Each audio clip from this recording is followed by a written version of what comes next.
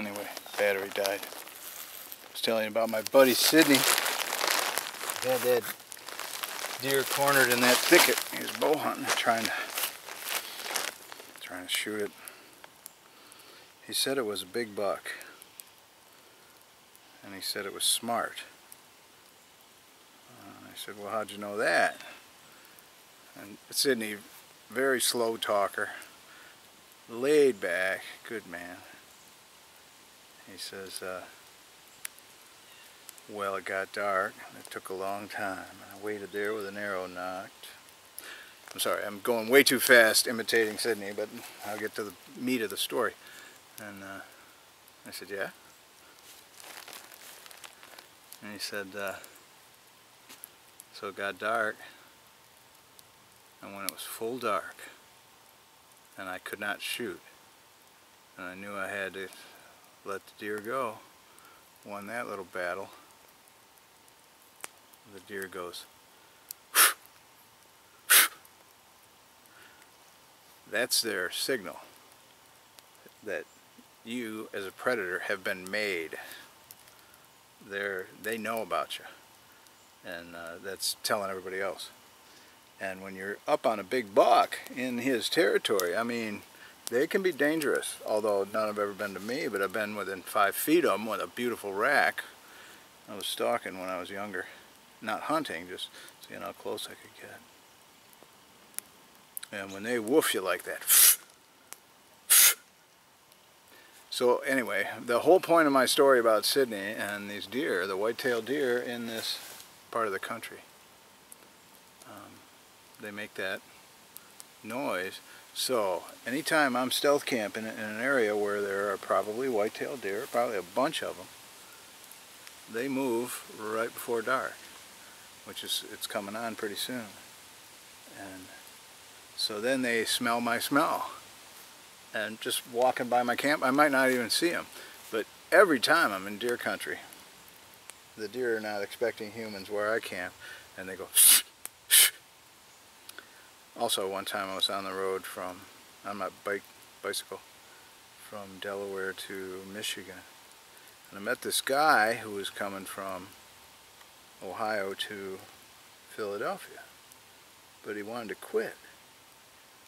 And so we were at this camp shelter together. We shared a shelter. It's just a 3-sided thing.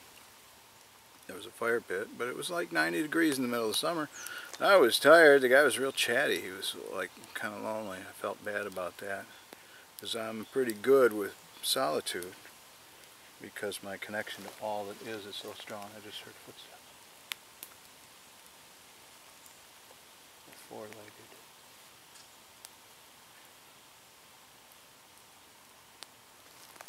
We'll just chill.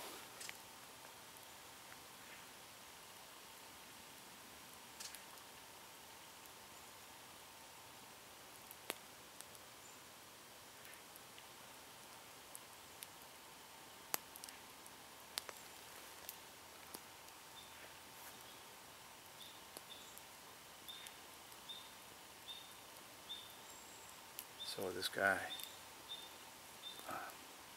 right at dusk, you could hear a white-tailed deer going, and he goes, what is that? And I said, it's a white-tailed deer. You're from Ohio? They got them in Ohio. That thing has terrified me all through this trip. That's why I want to go. He had an axe. He built a fire every night, even though it was 90 degrees in the middle of summer, because he felt it would keep away dangerous predators. He thought that that snorting from white-tailed deer was some kind of mystery monster. He had built it up in his head. Deer are vegetarians. And Bigfoot, he's always running away. big wuss.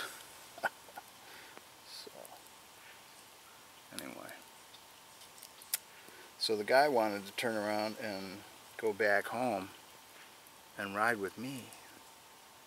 That was a huge dilemma. I didn't want a partner. I love solitude. I don't respect quitting when it was so avoidable.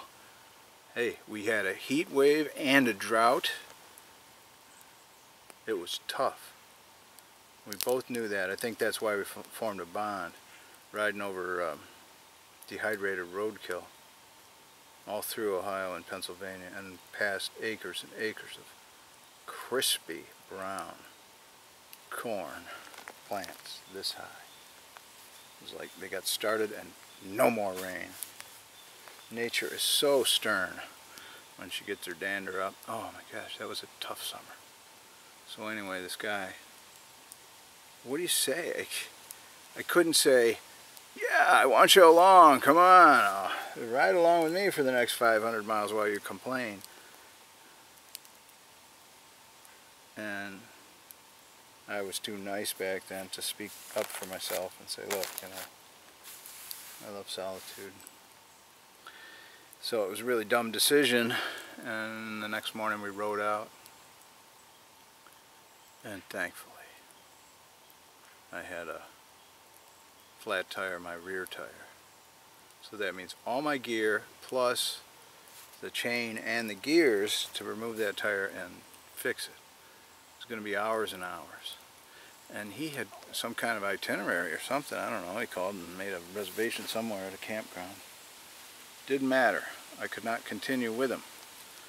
I said, it's going to take me hours to get this done. Plus I got to ride to the nearest Walmart because my inner tube is, my spare has already been used up.